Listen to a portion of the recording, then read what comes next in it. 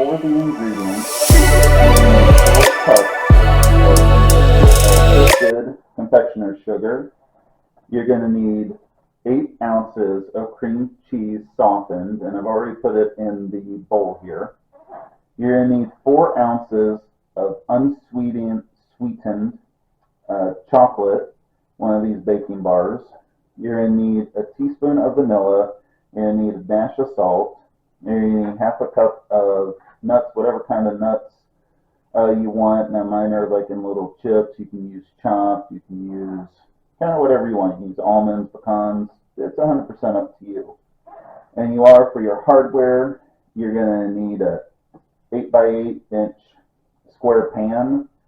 And you're going to need to grease it. Now I've greased mine with butter, but you can use, if you want to just use like wax paper or parchment paper, I would use parchment paper instead for this.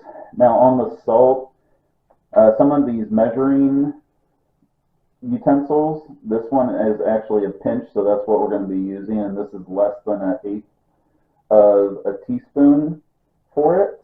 So you can certainly, or just kind of gauge from there.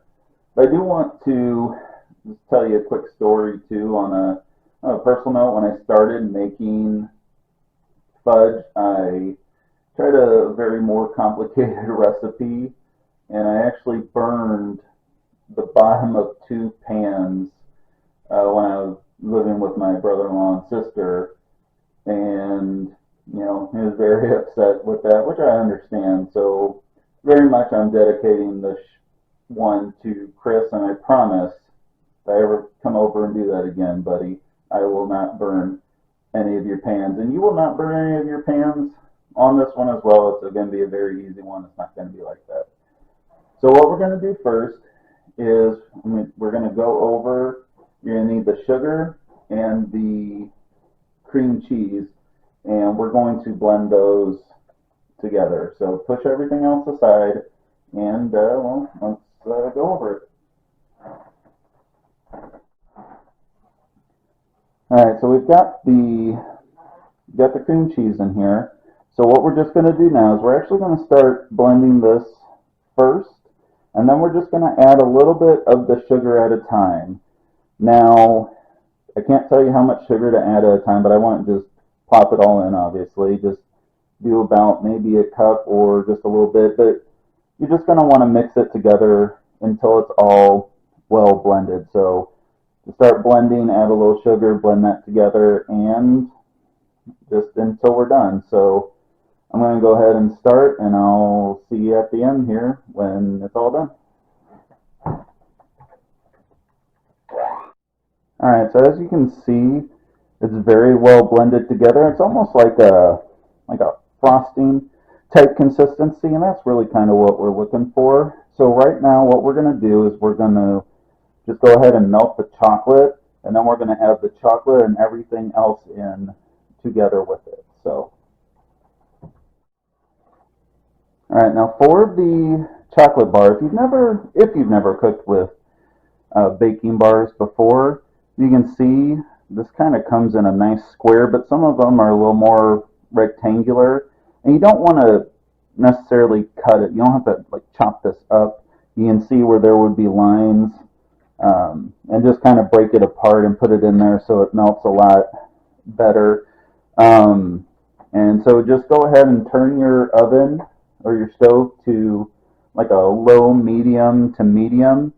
And what we're just looking for is just, you don't necessarily need to take a whisk, just take like a nice spatula, and you're just going to stir it around as it starts to melt so it doesn't burn the bottom of your pan, so you have some good chocolate. So then once that's done, we're going to go ahead and pour it with the vanilla and the salt into the sugar cream cheese mix, and then we're going to blend that together. So, and if you actually want to at this point, put in the salt and the vanilla into the mixture, you can just blend it together, and then we'll just blend that in if you so choose. Alright, so once your a lot of your chunks are gone and they're melted in, go ahead and turn your heat off for your chocolate, because like I said, you don't want to burn it. If it starts smoking, you're probably going to have to do another piece, some more chocolate. So what you want to do now is just take your chocolate, and I've already put in the salt, vanilla, and nuts. And you don't necessarily have to blend the nuts together, but just take your chocolate, pour it in there, and you will want to save your spatula because we're going to need it when we pour this into the pan. And this is a very good pan of mine. It was really good about, especially with the spatula, getting it out of there.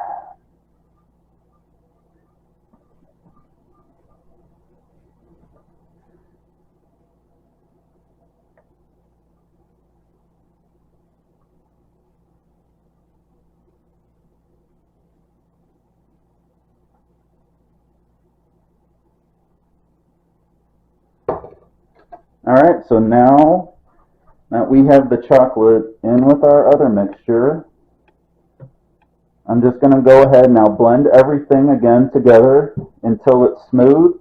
And then once that's done, we'll go ahead and move over to the pan and we'll go over the rest.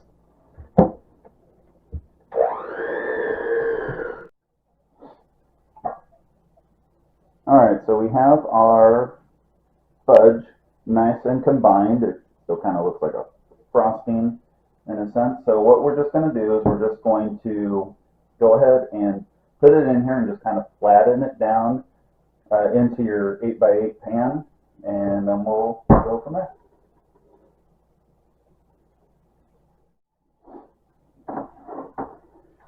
Alright, so as you can see, we got it in our pan, and we got a little couple pieces there, but that's okay. So all you're going to do now is you're going to put this, you want to cover it with like plastic wrap or aluminum foil. We're going to stick it in the refrigerator for at least 8 hours to harden up, or you can do it overnight, so you can make this the night before and it'll be ready for the next day, or you can make it, you know, in the morning, and then at night if you're going somewhere, you're going to have it ready. So we're going to put this in the refrigerator, and I'm actually going to see you tomorrow morning with the finished product. So alright, see you guys then. Alright folks, and good morning. So as you can see, this has been sitting overnight and it's pretty solid. You can see we've got a nice fudge-like inside, obviously. So, and from here you can really go 100 different ways with what you want to do with it. You can frost it if you want. You can put nice little decorations for, like, you know, Christmas, New Year's, someone's birthday, just really kind of anything you would like. So if you enjoyed making this recipe, please like, subscribe, hit the notification bell for more recipes in the future, and have a happy new year, and see you next year. Thanks for watching.